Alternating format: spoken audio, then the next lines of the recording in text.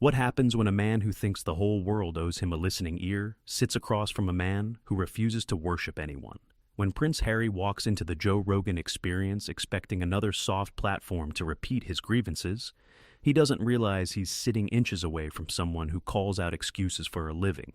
No audience, no palace, just a table, 2 microphones, and 3 hours that spiral from awkward to explosive, until Joe finally says the words no royal has ever heard on air.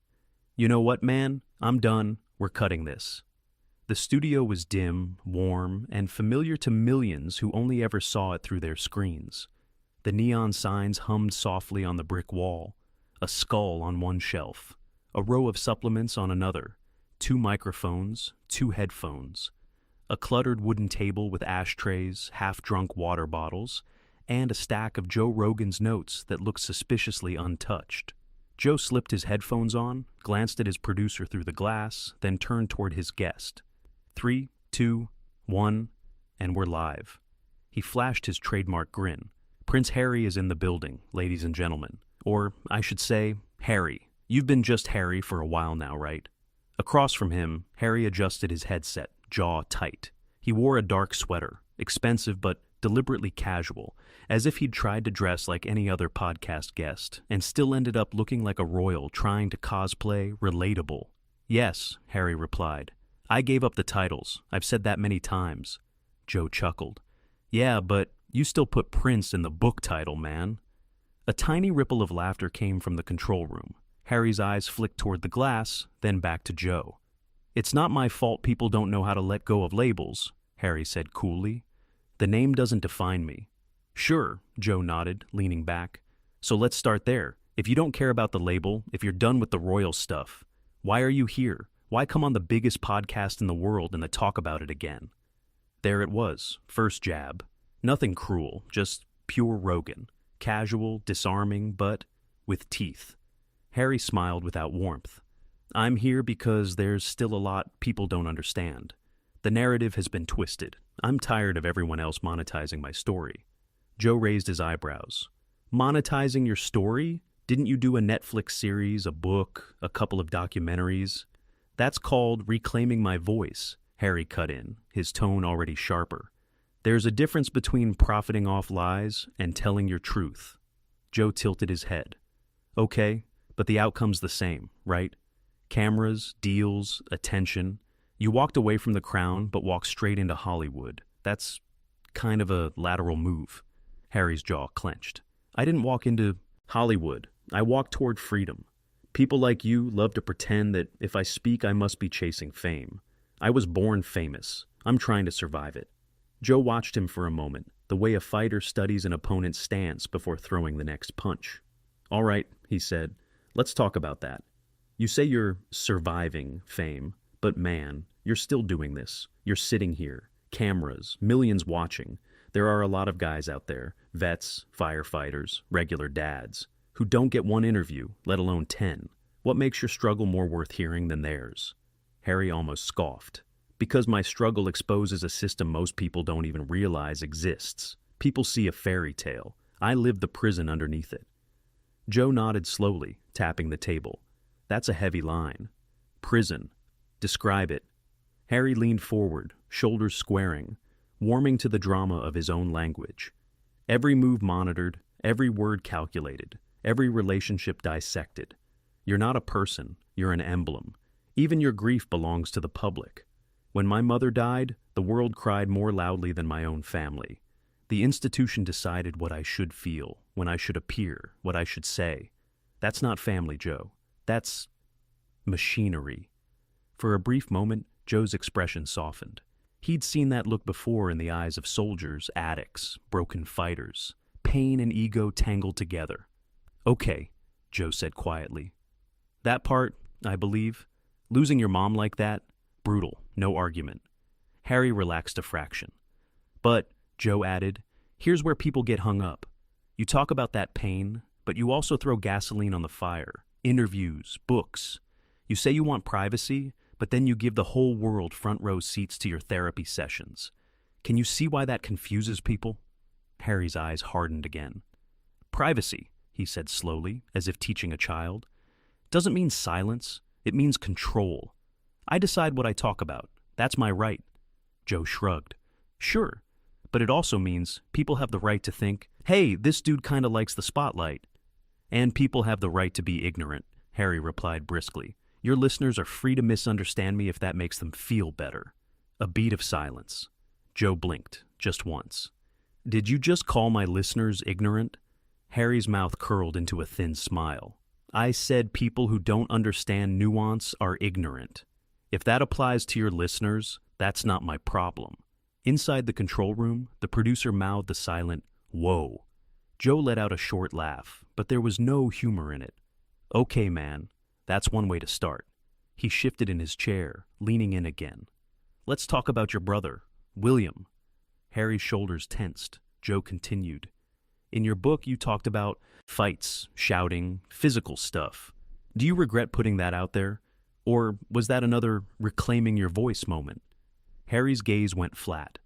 The only thing I regret is trusting people who never protected me, William included. I didn't expose anything that wasn't already rotting underneath the surface. But he didn't write a book about you, Joe pointed out. You drew first blood in public. Harry's laugh was sharp. Oh, come on.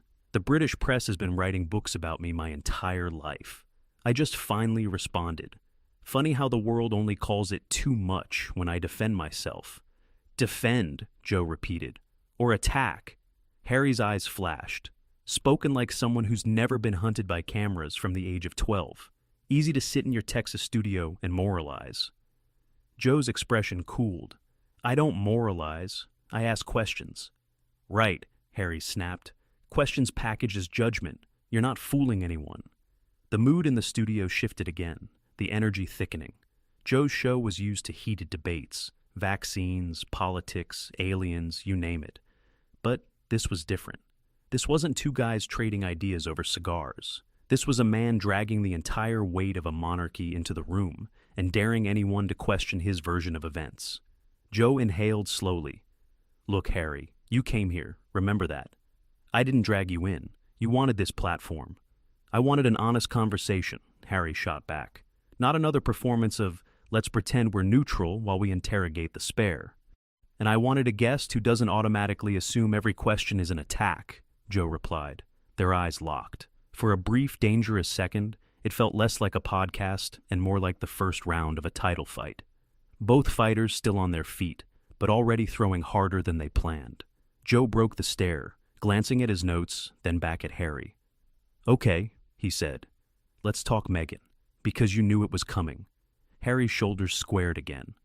Of course, because the world still can't handle a woman of color marrying into that family without dissecting her every breath. Joe shook his head. It's not about that for a lot of people, man. They see a pattern. Every time something goes wrong, it's the crown, the press, the institution, the racists, the tabloids. It's never you two. Harry's reply came low and icy. That's because we're not the problem. Joe's fingers drummed lightly on the table. Yeah, he said softly. We'll see what people think after they hear the rest of this. And somewhere in that sentence, in that casual challenge, something in Harry's expression shifted from defensive to dangerous. As if he'd decided this wasn't an interview anymore. It was a battleground, and he had just declared war on the host. The air. Inside the studio had shifted. Thick, electric, almost humming with an invisible voltage. The neon lights behind Joe flickered subtly, as if reacting to the tension between the two men. Joe sat back in his chair, elbows on the armrests, fingers interlaced. Across from him, Harry leaned forward, arms crossed, jaw tight, wearing the expression of someone who believed he was being persecuted rather than interviewed. Joe cleared his throat. All right, he said calmly. We were talking about Meghan. You said people dissect her every breath.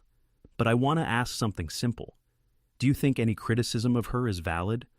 Or is every negative story automatically part of some conspiracy? Harry inhaled sharply, eyes narrowing. When you're married to a woman as powerful and misunderstood as Meghan, he began, his tone dripping with superiority, criticism is rarely about facts. It's about jealousy, ignorance, and racism. Joe rubbed his forehead. Man, that's a heavy generalization. You're telling me millions of people across different countries all have the same motives? Millions of uninformed people? Harry shrugged. Yes, it happens. Joe gave a single tired laugh. You hear how that sounds, right? Like you think everyone who doesn't agree with you is beneath you? Harry smirked. If they're repeating tabloid nonsense, then yes, they are. Inside the control room, the producer muttered under his breath. He's unbelievable. Joe leaned in again. Listen, dude, not everyone who disagrees with you hates you. Sometimes people just point out contradictions. Like how you and Meghan moved to America for privacy, but ended up doing documentaries, interviews, podcasts. Harry cut him off, voice rising just a notch. You don't get to lecture me about my choices. Privacy doesn't mean hiding. It means choosing how much access you give people. Joe nodded slowly. Okay. So, let me ask you this directly. If you hate the press so much, if you think the institution is toxic, if you want control, then why do you keep doing interviews? Harry didn't hesitate. Because I deserve to be heard. My story deserves space. And frankly, people like you need to hear it. Joe blinked. People like me? Harry tilted his head, his smile sharpening. Yes, Joe. People who sit in soundproof studios judging folks who actually lived through trauma. People who think a few UFC fights and a Spotify contract qualify them to analyze centuries of monarchy. Joe's eyebrows climbed. Damn, he murmured. That's something. But Harry wasn't done. You want to dissect my marriage, my family, my decisions, but you've never experienced anything close to my reality. You talk about humility, but you expect me to bow to you in this room. Joe leaned back, arms spread. Harry, I don't expect you to bow to anybody. I'm literally sitting here having a conversation. You're the one turning it into a firefight. Harry scoffed. Maybe because you're not used to interviewing someone who challenges you. Joe nodded. True. Usually my guests don't insult my audience. Harry shrugged. Maybe your audience should toughen up. A sharp exhale came from behind the glass. Even the air conditioning sounded louder. Joe held up a hand. All right, let's shift again. Talk to me about William. No drama, just a straight question. When's the last time you spoke to him? Harry's lips pulled into a tight line. Why should I answer that? Because you wrote about him in your book, Joe replied. Because you've spoken about him in interviews. Because the world is curious, man. Harry rolled his eyes. The world is always curious. The world always wants more from me. They want details, conflict, pain, and people like you feed that appetite. Joe nodded. Maybe, but you feed it too. You brought him up. You said he attacked you, shoved you, broke your necklace. Do you stand by all that? Harry's eyes flared. Every word. And you don't see how putting that out publicly might have, I don't know, made reconciliation harder? Harry stiffened. Reconciliation isn't possible when one side refuses to acknowledge their wrongdoing. But forgiveness doesn't come with conditions, Joe replied. Sometimes you give it even if the other person doesn't say sorry. Harry snapped. I'm not Jesus, Joe. I'm not here to be saintly. I'm here to protect myself. Joe opened his hands again. Protect yourself, or punish them. Harry's tone dropped colder than before. Punish? I don't punish, I reveal. If the truth hurts them, that's their burden. Joe rubbed his face, exasperated. Man, has anyone in your life ever told you maybe you're part of the problem? Harry bristled instantly. That's what weak people say when they can't accept the truth. There it was, the line that made even Joe lean back and stare. Wow, Joe whispered. So now anyone who questions you is weak. Harry didn't blink. If the shoe fits... Joe's jaw tightened. This was the moment the dynamic shifted, when the host stopped seeing a guest and started seeing a runaway ego spiraling out of control. He sighed heavily. Okay, all right. Let's talk about something else before this turns into a shouting match. Harry smirked. It already has. You just don't want to admit you're losing control of your own show. The control room froze. Joe's eyes narrowed. Oh, he said quietly. You think that's what's happening here? Harry shrugged again, settled back in his chair, arms crossed. I've dealt with tougher interrogations. If this is the best you've got, I'm not impressed. Joe stared at him for a long moment, lips pressed together, as he slowly inhaled, through his nose. And for the first time in the entire interview, Joe Rogan looked genuinely irritated. The studio air had become thick enough to cut with a knife. Joe Rogan sat in silence for a moment, leaning back in his chair, trying to calibrate himself before things spiraled completely out of control. The producers behind the glass were frozen, staring at the monitors like they were watching a car crash in slow motion. Prince Harry, however, looked perfectly satisfied, chin lifted, arms crossed, wearing the smug expression of someone who believed he'd just scored a point in an argument that hadn't even started. Joe exhaled through his nose. "All right," he said carefully. "Let's get back on track." Harry smirked. "I didn't realize we left the track." Joe ignored the jab. "So, Harry, let me ask you something about responsibility." "Responsibility?" Harry repeated with an amused scoff. "That's rich coming from you." Joe held up a hand. "Dude, this isn't a sparring match. I'm just trying to have a conversation." Harry leaned forward, voice sharp. "No, Joe, you're trying to corner me. Same tactic as everyone else. Ask a loaded question. Wait for me to react, then act surprised." Joe closed his eyes for half a second. "Okay, forget responsibility. Let's talk about the book." Harry's expression shifted instantly, pride mixed with irritation. Joe continued. "In Spare, you revealed some seriously personal stuff. About your brother, your father, even your, frostbite situation." A few quiet chuckles leaked from the crew. Harry glared in their direction. Joe pressed on. "Do you regret sharing any of that now that some time has passed?" Harry answered with icy confidence. "No, everything I wrote needed to be said." Joe raised his brows. "Even the part about William knocking you to the floor over Megan?" Harry's jaw tightened. "Yes, especially that part. And the necklace breaking, and the dog bowl." "Joe," Harry snapped, "if you're going to mock my trauma, this conversation is over." Joe's voice stayed calm. "I'm not mocking anything. I'm asking if maybe, just maybe, you overshared." Harry scoffed loudly. "Overshared? That's the problem with the world. Everyone's too sensitive. How else was I supposed to tell my story? Whisper it to myself in the mirror?" Joe leaned forward, elbows on his knees. "No one's asking you to hide, but there's a difference between being open and dumping every private detail to the public." Harry shrugged. "The public deserves the truth." Joe blinked. "Dude, the public doesn't deserve anything from your family's private life." Harry barked a laugh. Says the man whose entire career is based on broadcasting conversations. Behind the glass, one of the producers whispered, "He's unreal?" Joe fought the urge to roll his eyes. "Look, man, you keep calling yourself a truth teller. You say you're free, but honestly, you sound angry. You sound bitter." Harry leaned back, crossing his legs like a king on a throne. "I am enlightened, Joe. That's why it irritates people like you. I don't play by your rules." Joe gestured around the room. "You're literally playing by my rules right now. This is my studio." Harry smirked. "And yet, you seem threatened." Joe paused. It was subtle. But that sentence, "and yet you seem threatened," snapped something unspoken in the room. Joe slowly set his headphones down. "Threatened?" he repeated softly. "By you?" Harry shrugged. "You're getting flustered." Joe blinked slowly. "All right, let's talk about William again." Harry's face darkened instantly. "No." The word came sharp and stiff. "That topic is closed." Joe pressed gently. "Why? You've been open about everything else." Harry growled under his breath. "Because I'm tired of you people asking me the same questions. William this, William that. Maybe talk about my achievements for once." Joe gave him a long, incredulous stare. "Okay. What achievement would you like to talk about?"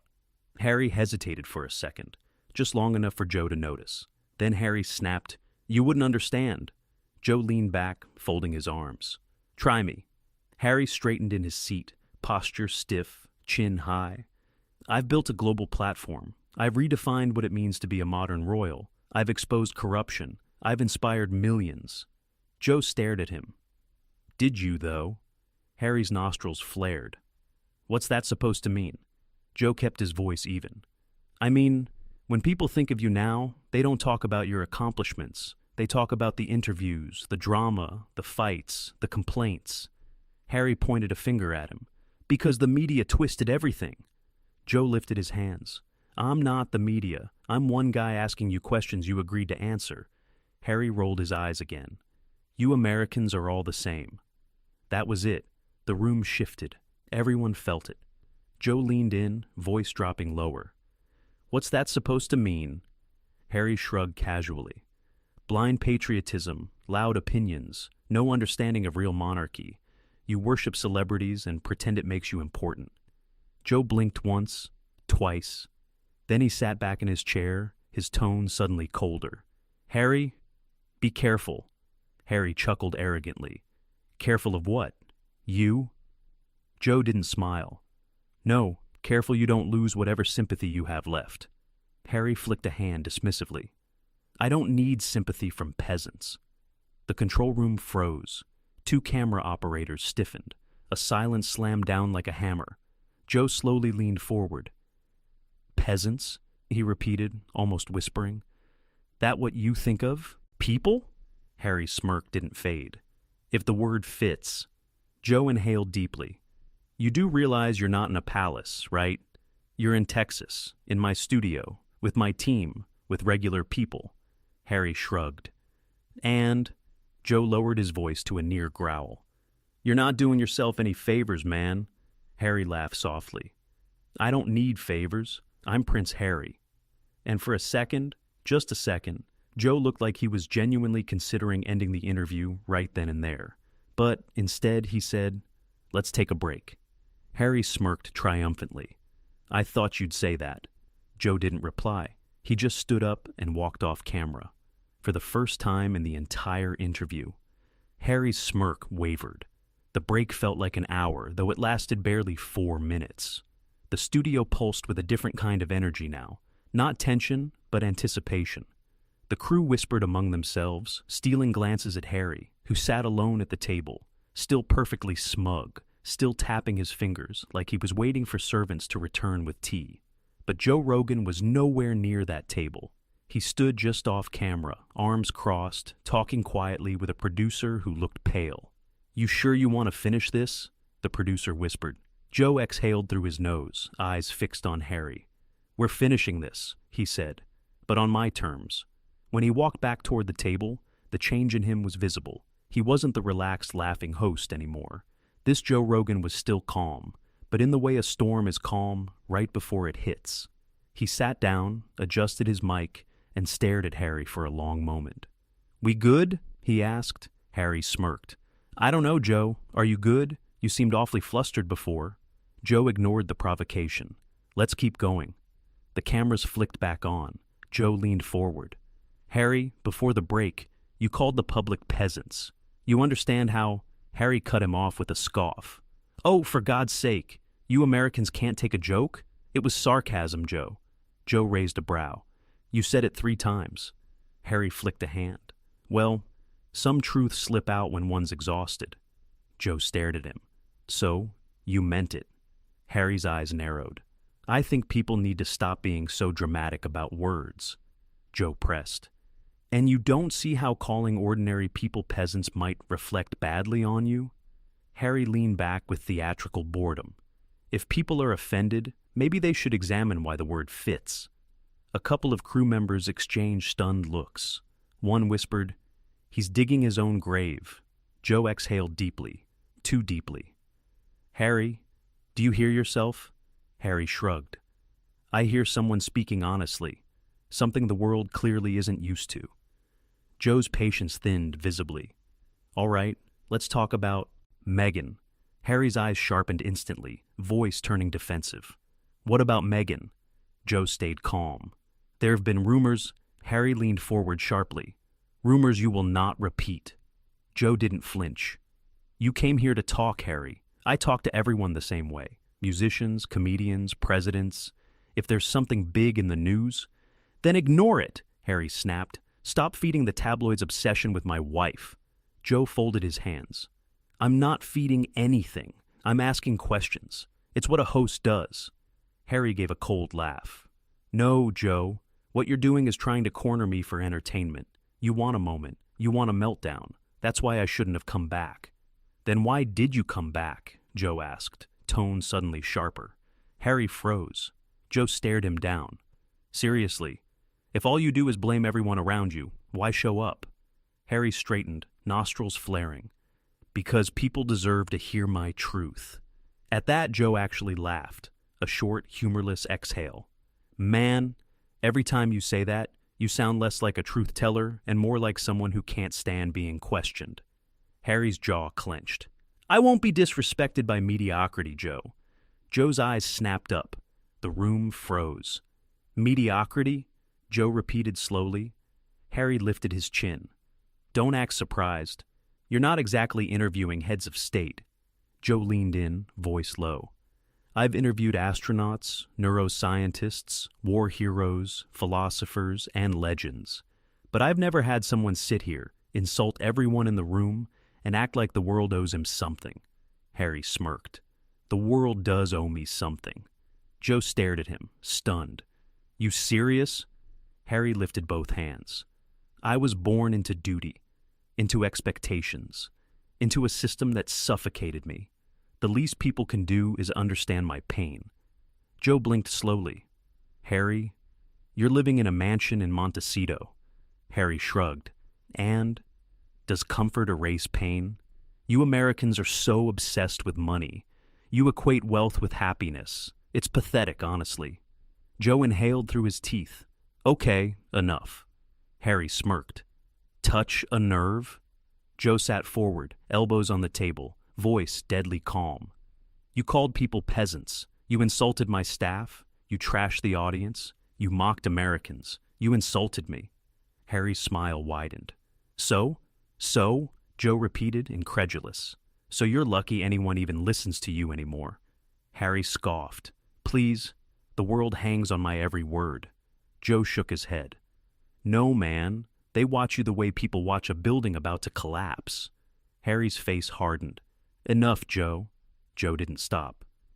You know the difference between you and every other guest I've had on this show? Even when people disagree with me, there's mutual respect. But you came in here acting like you're above basic decency. Harry stood up abruptly. There it was. The crack. Don't talk to me like that, Harry snapped. I am Prince Harry. Joe stood up too. No, you're Harry. Just Harry, a guy sitting in my studio acting like the world owes him reverence. Harry pointed at him. You're crossing a line. Joe took one step closer, voice final. No, you crossed every line 10 minutes into this interview. Harry's eyes flared. Are you threatening me? Joe shook his head. I'm ending this. Harry blinked, stunned. Ending? What do you mean ending? Joe pointed toward the exit. This interview is over. Harry's mouth fell open. You're kicking me out? Joe stared at him. This isn't Buckingham Palace. This isn't the Royal Press Corps. This is my studio, my show, and you don't get to disrespect everyone here and walk away like a hero.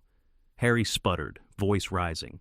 You can't do that. I came here to lecture the world, Joe snapped. To insult people? To play the victim again? Harry froze.